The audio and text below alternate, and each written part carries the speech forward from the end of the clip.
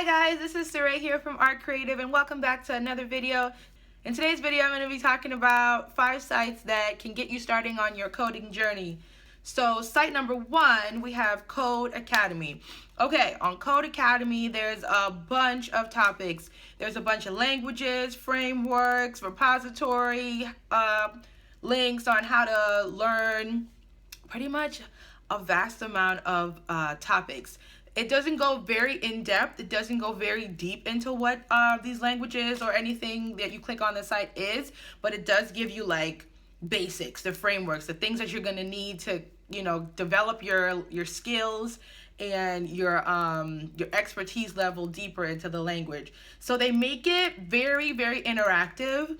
So they have the questions and the instructions, the learning material on the left side of your screen, and on the right side of your screen, it's a whole environment where they have where you're going to type your code and also where you're going to display your code to the console. So it's all in one page, so you don't have to click back and forth. So you can just pretty much, in the one page you have on your browser, see everything from the information to the expected result.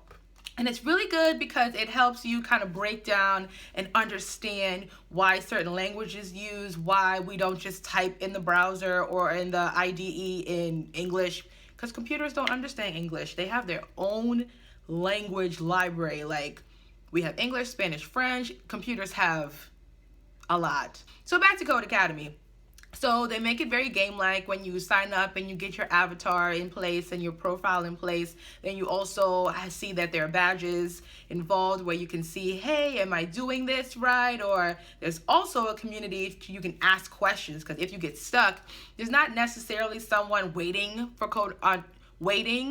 on their site to like sit there and answer your questions. But the one good thing about this site is that there's a huge chat room where you can ask questions to other people who are on the site trying to learn just like you. So that's very helpful. You can go through different things.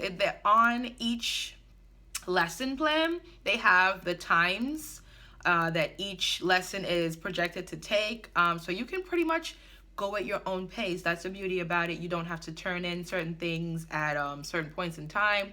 You can just do it when you honestly have the time. And that's the one thing that about Codecademy that's a thumbs up. Tinker is basically for kids, but that does not mean that you can't use it, because it's fun. I use it. Back in, I forget what month it was, but I think it might have been April.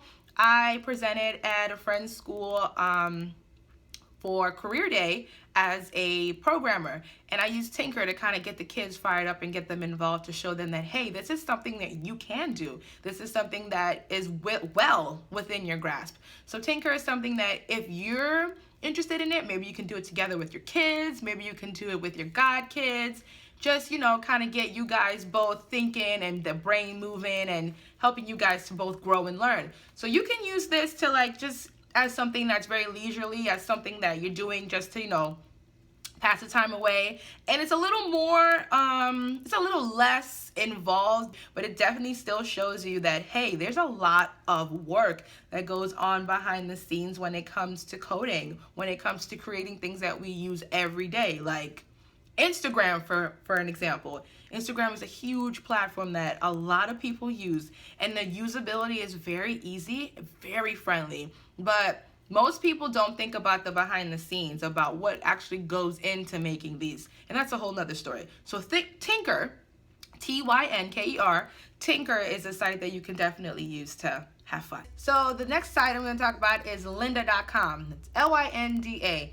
Lynda saved me many a time when it came to homework. So Lynda is kind of like a YouTube deal. It has videos on a whole bunch of stuff, videos on different languages when it comes to computers.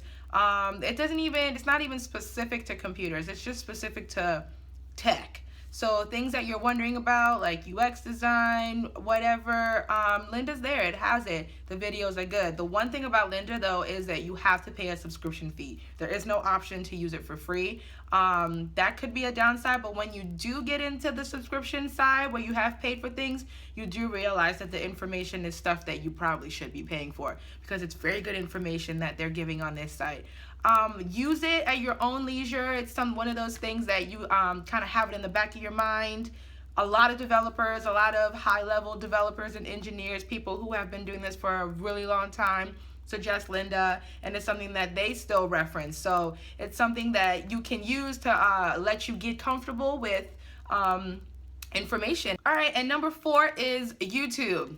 YouTube, everybody knows YouTube. Like, you can come to YouTube for anything, and that also includes videos on programming. There's videos on here for HTML, CSS, Python, C#, C, all types of languages for questions that you have.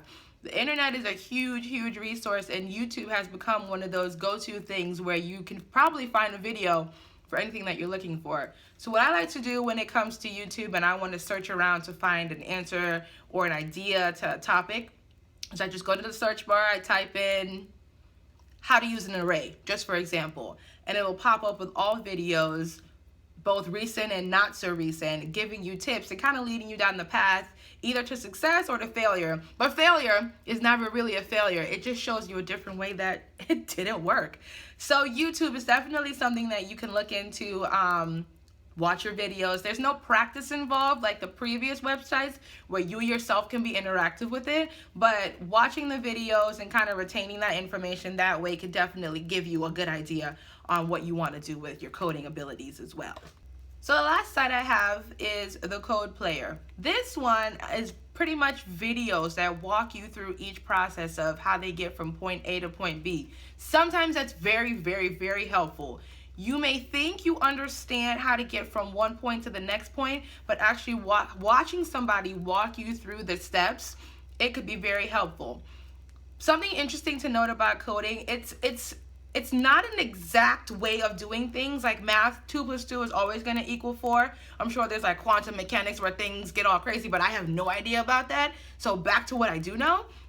So it's like there can be many ways to get the same result, and that's something that is definitely apparent when you go to Code Player. When you watch these videos, they can be 2 similar results, but somebody took an alternate way to get there, and it's not necessarily a bad thing or an easy or a hard. It's just good knowing that there are options that you can use to get to where you need to go. So the Code Player, check it out. It's a really good resource just to go there and just watch videos. It's kind of like the YouTube of coding, but just coding.